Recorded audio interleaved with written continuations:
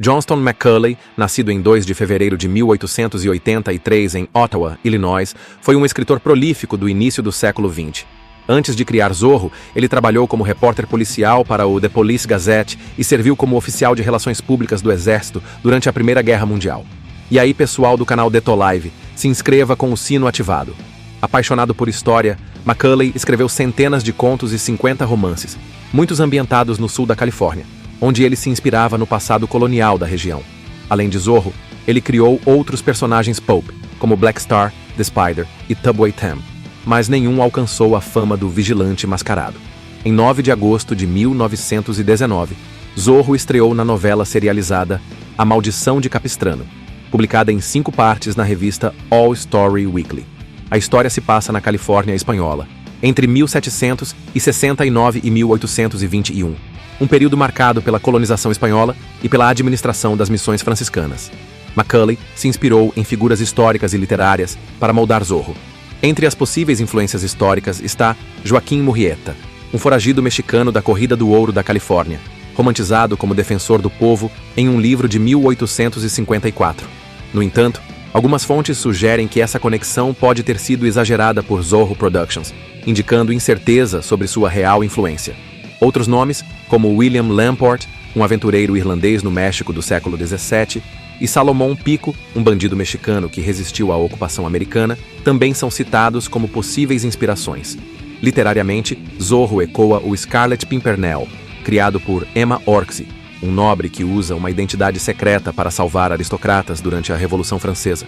Similaridades com Robin Hood, que roubava dos ricos para dar aos pobres, e com Spring-Heeled Jack, um vingador mascarado das histórias inglesas, também são evidentes. A escolha do nome Zorro, que significa raposa em espanhol, reflete a astúcia e agilidade do personagem, enquanto sua vestimenta preta, incluindo máscara, capa e chapéu, pode ter sido inspirada pelo filme The Masked Rider, de 1919.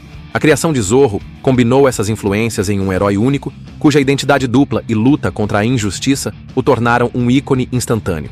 A Maldição de Capistrano se passa na Califórnia espanhola, no início do século XIX, durante o declínio das missões franciscanas, um período de tensões entre colonos espanhóis, indígenas e autoridades militares.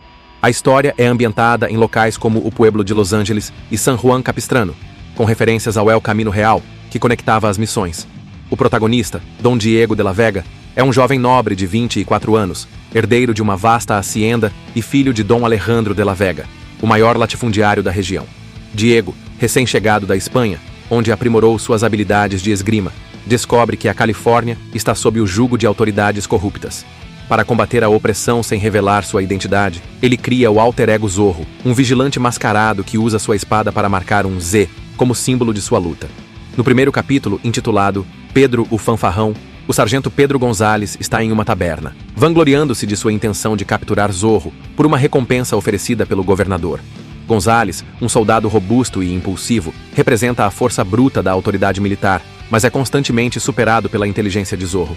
Enquanto isso, Dom Diego expressa seu desejo de casar-se com Lolita Pulido, filha de Dom Carlos Pulido, uma família nobre que caiu em desgraça financeira. Lolita, uma jovem de espírito forte, despreza a aparente fraqueza de Diego, mas se encanta pelo misterioso Zorro, sem saber que são a mesma pessoa. No terceiro capítulo, Senhor Zorro faz uma visita. Diego permite que Ramon corteje Lolita, mantendo sua fachada de FOP, enquanto Zorro intervém para proteger a família Pulido. Lolita beija Zorro, confessando seu amor, o que complica a relação com Diego. No quarto capítulo, espadas se chocam. Ramon acusa os Pulidos de ajudar Zorro, escrevendo uma carta ao governador, mas Zorro intercepta e queima a correspondência, evitando a prisão da família.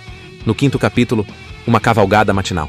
Ramon tenta convencer Diego a desistir de Lolita, enquanto Zorro pune um comerciante corrupto e um magistrado, aplicando chicotadas como justiça.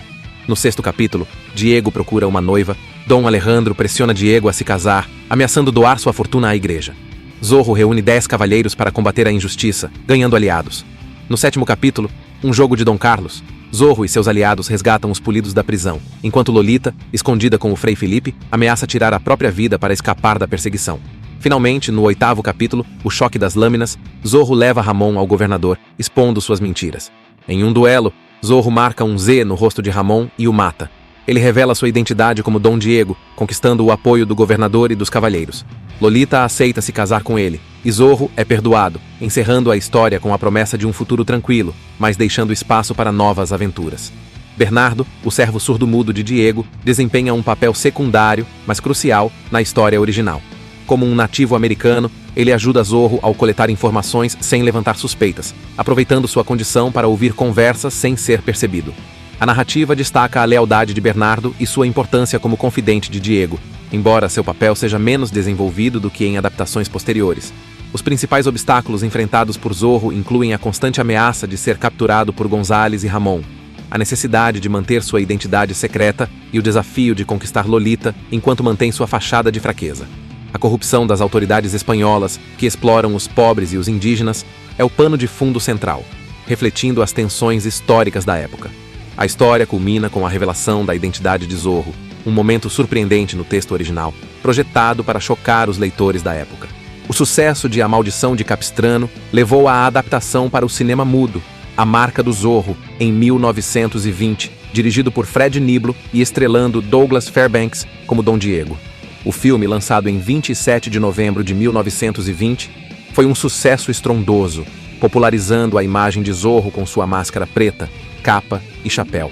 Fairbanks trouxe uma energia atlética ao papel, definindo o visual icônico do personagem que influenciaria todas as adaptações futuras.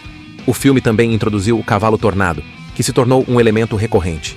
Devido à popularidade do filme, Macaulay republicou a novela como A Marca do Zorro, em 1924, e escreveu mais 5 romances e 57 contos sobre Zorro até 1959, quando sua última história, A Máscara de Zorro, foi publicada póstumamente.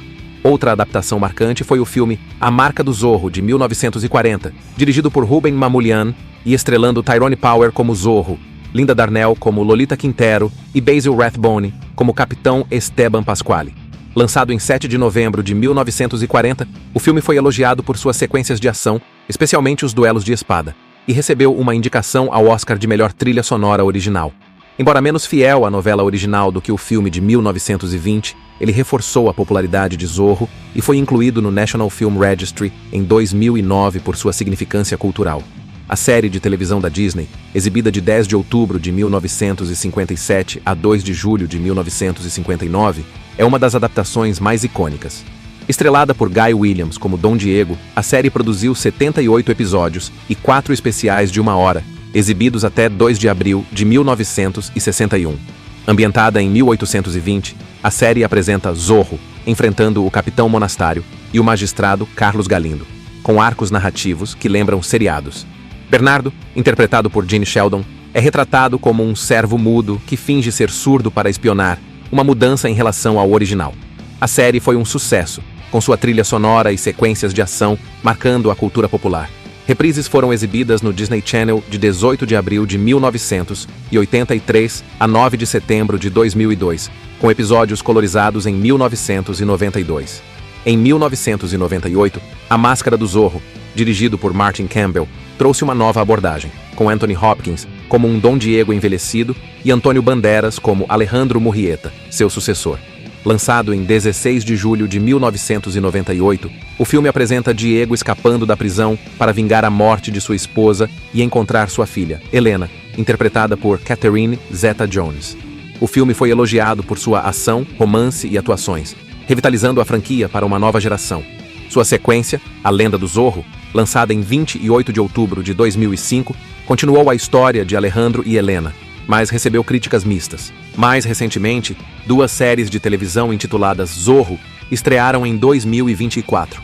A primeira, criada por Carlos Portela e estrelada por Miguel Bernardo, é ambientada em 1834 e segue Diego investigando a morte de seu pai. Filmada nas Ilhas Canárias, a série foi lançada em 18 de janeiro de 2024. A segunda, criada por Benjamin Charby e Noé Debré, com Jean Dujardin como Diego, é situada em 1821, com Diego como prefeito de Los Angeles enfrentando corrupção. Lançada em 5 de setembro de 2024, a série oferece uma abordagem cômica. Ambas demonstram a contínua relevância de Zorro. Outras adaptações incluem o filme para a TV de 1974 com Frank Langella, a telenovela Zorro, a Espada e a Rosa, de 2007, com 122 episódios e várias séries animadas, como As Novas Aventuras de Zorro, de 1981, e Zorro, Geração Z, de 2006. Quadrinhos publicados por Dell, Marvel e Dynamite Entertainment também expandiram as aventuras de Zorro, enquanto videogames e produções teatrais, como o musical de 2008, mantiveram o personagem vivo. Zorro é amplamente reconhecido como um precursor dos super-heróis modernos.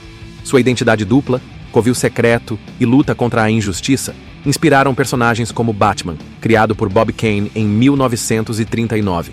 Kane citou o filme A Marca do Zorro, de 1920, como uma influência direta, notando semelhanças entre Dom Diego e Bruce Wayne, ambos nobres ricos que fingem ser frívolos para esconder suas identidades heróicas. O Lone Ranger e Superman também compartilham paralelos com Zorro, especialmente em sua moralidade e uso de disfarces. Zorro tornou-se um símbolo de resistência contra a opressão, particularmente na América Latina, onde é visto como um defensor contra poderes coloniais. Sua imagem foi usada em cartoons políticos, mercadorias e até convenções, como a M7Con Western Convention, de 2015. A Caverna de Zorro, localizada no Iverson Movie Ranch, em Los Angeles, tornou-se um marco para fãs. O personagem enfrentou desafios legais, com a Zorro Productions defendendo os direitos autorais em disputas contra empresas como Del Taco em 1998-99, Fireworks Entertainment em 2001, Mars Inc. em 2010 e Robert W. Cable em 2013, 2015 e 2017. Apesar disso, 5 obras, incluindo A Maldição de Capistrano e o filme de 1920, estão em domínio público nos Estados Unidos. Zorro permanece um ícone cultural, com sua história de coragem e justiça ressoando através de gerações. Se você gostou deste mergulho profundo no mundo de Zorro, não se esqueça de curtir, comentar e compartilhar este vídeo. Deixe-nos saber sua adaptação favorita de Zorro ou o que você pensa sobre o legado do personagem. Valeu!